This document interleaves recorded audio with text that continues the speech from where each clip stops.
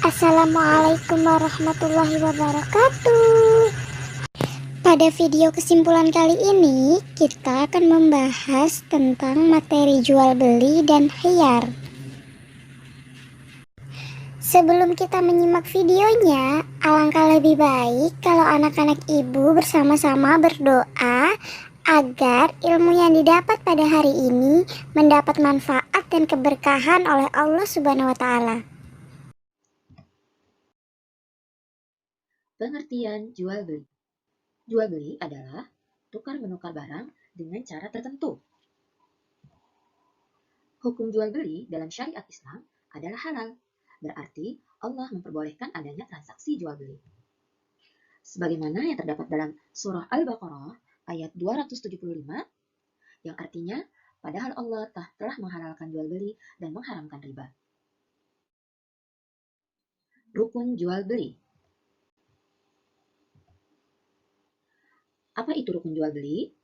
Rukun jual beli adalah sesuatu yang harus ada dalam suatu kegiatan jual beli.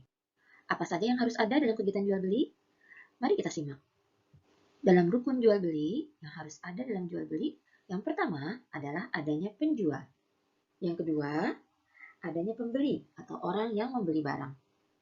Ketiga, adanya barang yang diperjualbelikan. Keempat, adanya uang sebagai alat untuk menukar dalam kegiatan jual beli.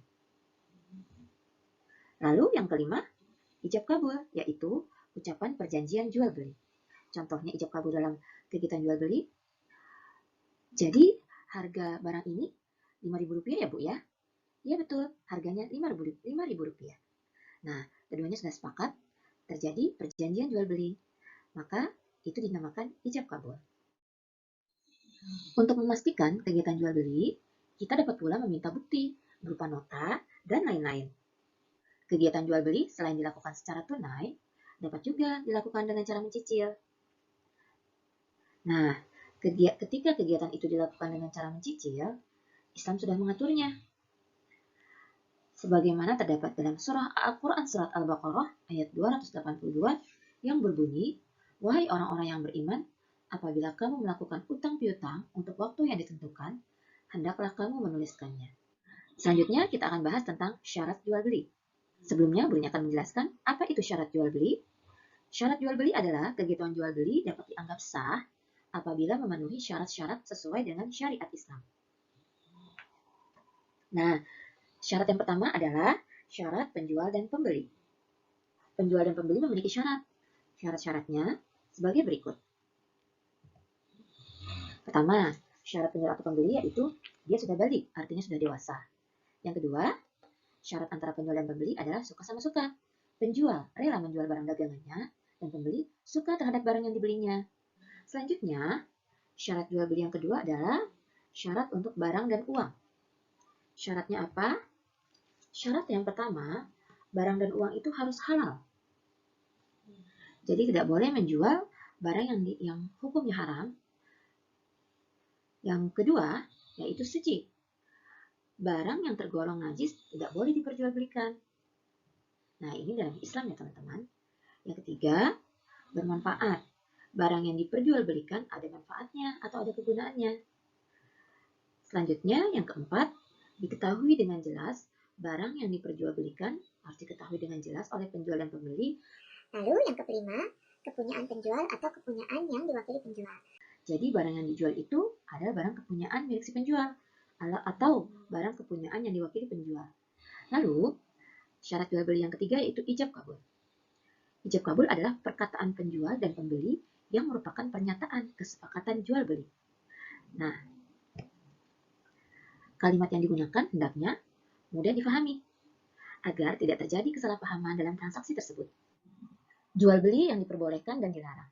Dalam jual beli, ada yang diperbolehkan, ada juga yang dilarang. Yang pertama, jual beli yang diperbolehkan. Seperti apa yang diperbolehkan? Yaitu apabila kegiatan jual beli tersebut sudah sesuai dengan ketentuan yang ditetapkan dalam ajaran Islam. Ya, semua yang ditentukan atau ditetapkan dalam ajaran Islam tidak akan merugikan kedua belah pihak, sehingga hal ini atau jual beli ini diperbolehkan dalam Islam. Jual beli yang dilarang, ternyata ada jual beli yang dilarang teman-teman. Seperti apa sih yang dilarang itu? Jual beli yang dilarang itu terbagi menjadi beberapa bagian. Yang pertama, jual beli yang sah tapi dilarang. Jual belinya sah tapi dilarang. Contohnya, jual beli yang dilakukan pada waktu sholat Jumat. Jadi jual belinya sah tapi dilarang karena dilakukan pada waktu sholat Jumat. Kenapa dilarang? Karena ketika waktunya sholat Jumat, bagi kaum laki-laki khususnya, itu adalah suatu kewajiban. Ya, jadi ketika transaksi jual beli jangan sampai terburu-buru, ya, atau si pembeli membeli barang dengan tidak nyaman, ya, atau bisa juga penjual dan pembeli meninggalkan sholat Jumat karena mengurus kegiatan jual beli. Nah, ini sah tapi dilarang. Selanjutnya, jual beli yang sah tapi dilarang adalah jual beli dengan maksud ditimbun dulu, lalu membeli barang dengan menghadang di jalan. Lalu yang terakhir, membeli barang yang sudah dibeli orang lain padahal masih dalam masa memilih atau disebut masa khiyar. Nah, selanjutnya adalah tentang jual beli masih kedua, jual beli yang tidak sah dan dilarang. Seperti apa contohnya? Yang pertama, jual beli dengan sistem ijon. Maksudnya adalah barang yang dijual masih belum diketahui hasilnya. Selanjutnya, jual beli anak hewan yang masih dalam kandungan. Hewan yang masih dalam kandungan tentunya tidak diketahui bagaimana kondisi nanti ketika sudah dilahirkan. Apakah selamat, apakah sehat, apakah cacat, lalu ketika keluar atau dilahirkan, keadaannya berbeda seperti yang diharapkan, atau berbeda seperti yang diperkirakan, dapat merugikan si pembeli. Lalu, jual beli barang yang belum ada di tangan. Maksudnya adalah barang yang dijual itu belum ada di tangan si penjual, ya, sehingga tidak diketahui bentuknya seperti apa, kualitasnya, warna, ya, teksturnya ketika disentuh, ya, seperti itu. Itu dapat merugikan si pembeli, sehingga hal ini tidak sah dan dilarang. Selanjutnya, jual beli benda najis, seperti menjual minuman keras, babi, bangkai, yang kita ketahui barang-barang tersebut adalah hukumnya najis. Selanjutnya, kita akan pelajari tentang barang-barang yang haram untuk diperjualbelikan. Jadi ada barang-barang yang haram diperjualbelikan. Barang apa saja itu? Satu, barang yang haram zatnya. Lalu yang kedua, barang hasil curian. Yang ketiga, barang yang tergolong najis. Keempat, barang yang digunakan untuk maksiat atau kejahatan. Kelima, barang yang haram diperjualbelikan adalah tanaman berupa buah atau biji atau umbi yang belum waktunya dipetik. Pengertian hiyar menurut bahasa artinya adalah memilih atau pilihan. Sedangkan menurut istilah cara, hiyar adalah hak memilih terutama bagi si pembeli untuk meneruskan atau membatalkan akad jual belinya. Tujuan diadakannya hiyar adalah agar kedua belah pihak dapat mempertimbangkan sebaik-baiknya terhadap barang yang diperjualbelikan sehingga tidak ada penyesalan di kemudian hari. Hiyar dapat dilakukan dalam waktu singkat atau dalam beberapa waktu sesuai dengan perjanjian. Melakukan hiyar hukumnya mubah atau boleh. Macam-macam hiyar. Yang pertama, hiyar majlis. Yang kedua, hiyar syarat. Yang ketiga, hiyar aib. Yang keempat, hiyar ru'yah. Yang kelima, hiyar naqdi. Mari kita bahas satu persatu. Yang pertama, hiyar majlis. Hiyar majlis adalah hak yang dimiliki oleh penjual dan pembeli untuk alokasi transaksi atau melakukan pembatalan selama kedua belah pihak masih dalam majelis jual beli. Yang kedua, hiyar syarat. Hiyar syarat adalah hak pembeli untuk meneruskan atau membatalkan jual beli dengan syarat tertentu. Bila syarat tidak dipenuhi, maka akad jual beli batal. Masa berlaku hiyar syarat paling lama 3 hari. Hal ini pun berdasarkan kesepakatan bersama. Yang ketiga, hiyar aib. Hiyar aib ialah hak untuk memilih antara untuk meneruskan atau membatalkan jual beli yang disebabkan karena terdapat cacat atau aib pada barang yang dijual. Hal ini dapat terjadi karena pembeli tidak mengetahui bahwa barang itu terdapat cacat. Yang keempat, hiyar ru'yah. Hiyar ru'yah yaitu hak pilih pembeli untuk memilih atau katakan batal terhadap perjanjian jual beli atau objek jual beli yang belum dilihat saat akad.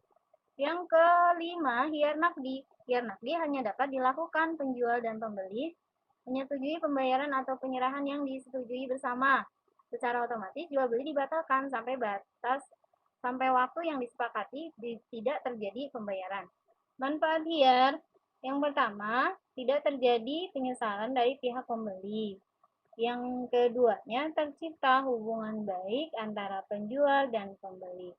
Demikian pembahasan mengenai macam-macam hiyar.